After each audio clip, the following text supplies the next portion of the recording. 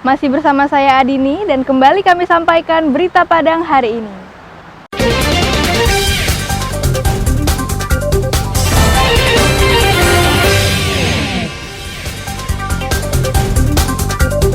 Dua buronan kasus pencurian sepeda motor di Payakumbuh ditangkap polisi. Bengkel sepeda motor yang dijadikan tempat transaksi sabu-sabu digerebek polisi. Kasus perceraian meningkat di Darmasraya. Salah satu penyebabnya adalah judi daring.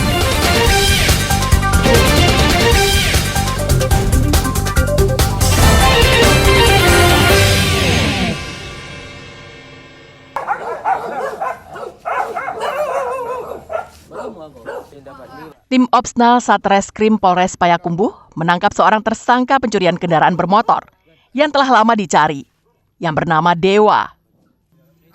Saat ditangkap di rumah orang tuanya di Jorong Batu Nanlimo, Kenagarian Koto Tangah Simalanggang pada Sabtu pekan lalu, Dewa hanya bisa pasrah. 3 tahun silam, Dewa telah malang melintang di dunia curi-mencuri sepeda motor.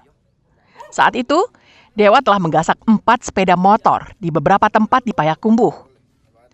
Namun kemudian keberadaannya tak lagi diketahui polisi. Dewa ditangkap setelah polisi mendapat informasi dari seorang pencuri sepeda motor yang ditangkap sehari sebelumnya. Meski sama-sama menghilang sejak 2021, Dewa dan Vero tidak tergabung dalam sebuah komplotan. Mereka bermain sendiri-sendiri, mempunyai sasaran dan pasar yang berbeda. Kegiatan ini kita mengamankan 2 tersangka yang sebelumnya menjadi DPO, ya, perkara tahun 2021. Ya, 1 tersangka atas nama F dengan TKP sebanyak 2 TKP, kemudian D sebanyak 4 TKP. Saat ini kedua tersangka sedang kita lakukan pemeriksaan dan penyidikan lebih lanjut. Saat ini, polisi masih memeriksanya secara intensif. Polisi ingin mengetahui sepak terjang mereka berdua, terutama dalam kurun waktu 2021 hingga 2024. Ikhlasul Ihsan melaporkan dari Payakumbuh.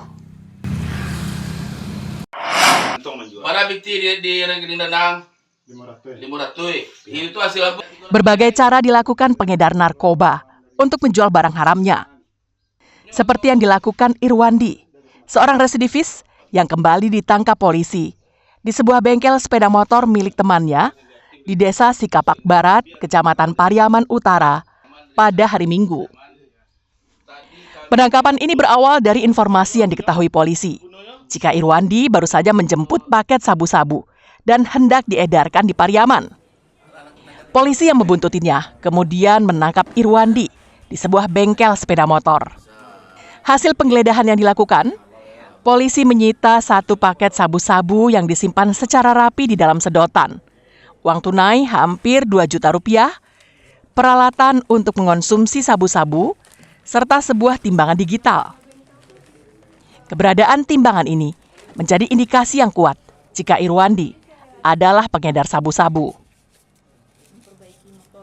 Dia bedanya, dia memanfaatkan bengkel temannya dijadikan tempat transaksi dan memakai. Jadi seolah warga setempat mengira aktivitas dia join dalam urusan bengkel. Jadi bengkel itu tempat bengkel sepeda motor, ya bengkel itulah yang dijadikan tempat dia transaksi dan memakai. Tersangka terancam penjara untuk kedua kalinya karena dijerat polisi dengan Undang-Undang Nomor 35 Tahun 2009 tentang narkotika dengan ancaman hukuman maksimal 20 tahun penjara. Tertangkapnya Irwandi yang merupakan residivis kasus yang sama menjadi bukti jika pembinaan yang dilakukan lembaga pemasyarakatan belum optimal. Eki Rafki melaporkan dari Pariaman.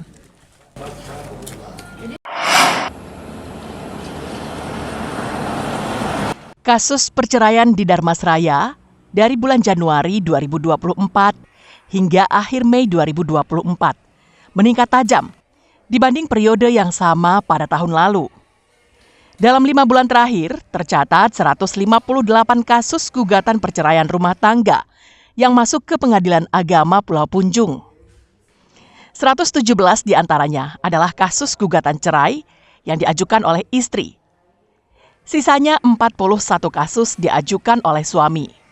Ini terkait dengan perkara perceraian di Damasraya itu memang terjadi peningkatan. Kita melihat dari pertengahan tahun ini dibandingkan dengan akhir tahun sebelumnya, yang mana di akhir tahun sebelumnya itu sebanyak 320 perkara, sedangkan untuk saat ini saja sudah setengah tahun sudah melebihi dari 210 perkara perceraian.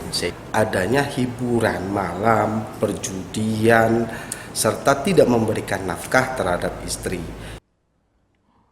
Data di Pengadilan Agama Pulau Punjung, penyebab utama perceraian adalah masalah ekonomi, judi daring, dan urutan ketiga hiburan malam. Eko Pangestu melaporkan dari Dharmasraya.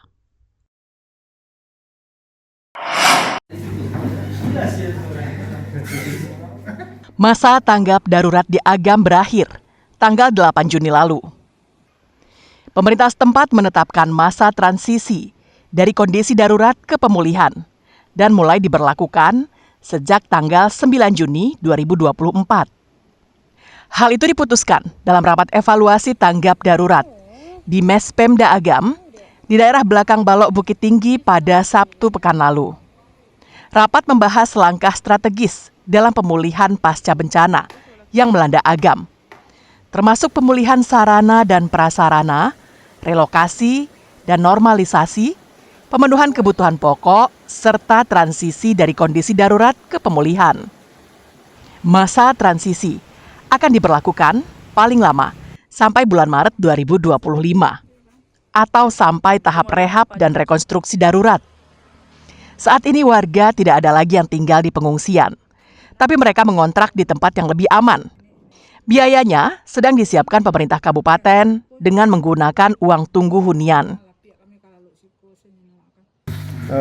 Hari ini adalah terakhir masa tanggap yang kedua, dari tanggal 26 sampai tanggal 8. Hari ini terakhir tanggap darurat. Dan besok kita lanjutkan masa transisi untuk sampai dengan lebih kurang Maret 2025. Sampai selesainya masalah rehab konstruksi darurat jembatan. Meskipun masa tanggap darurat berakhir dan beralih ke masa transisi, warga berharap pemerintah mempercepat proses normalisasi sungai. Karena saat ini masih banyak material berupa bebatuan berukuran besar yang menghambat aliran air sehingga dapat memicu terjadi bencana susulan. Seperti di Galuang, saat hujan deras, air di sungai meluap hingga meluber keluar. Akibatnya, warga sekitar terpaksa ronda karena trauma akan musibah yang merenggut nyawa sanak famili mereka bulan lalu. Ya kalau di saya kami berakhir pun tidak masalah, tapi tolong bersihkan apa yang ada di belakang, kan kasihan warga di sini. Hujan kami jadi razia malam, itu jadi sampah, jadi apa? Malam naik air tapi aku enggak berhenti. Enggak ada yang kerja, tengok sudah ke belakang, masih tinggi dan sampahnya gitu. Goro-goro masing-masing, keluarga masing-masing goro. Salah satu korban banjir lahar dingin menyebutkan, hingga saat ini dirinya telah memperoleh berbagai bantuan. Namun dia berharap bisa memperoleh bantuan secara materi agar bisa memperbaiki rumahnya. Kalau disuruh pindah ya gimana ya? Orang kehidupan awak di sini kan. Kalau lebih baik jangan jauh-jauh lah gitu. Cuman lah keadaan bilang mau atau enggaknya. Payah pula untuk menyesuaikan apa kan diri di situ. Penuhnya gitu lah. Janganlah sampai habis itu. Kok dapat bantuan dari apalah materi lah Pak. Kalau untuk konsumsi apa semua udah cukup kan.